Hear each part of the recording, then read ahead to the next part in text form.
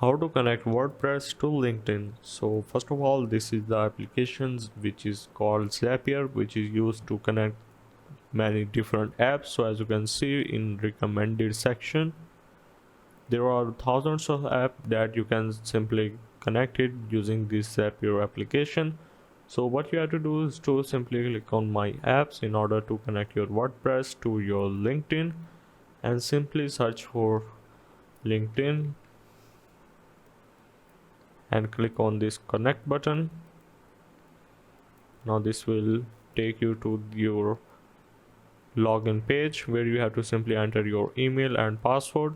So now click on the allow button after entering your Gmail and passcode, and this will connect LinkedIn to your Zapier first of all.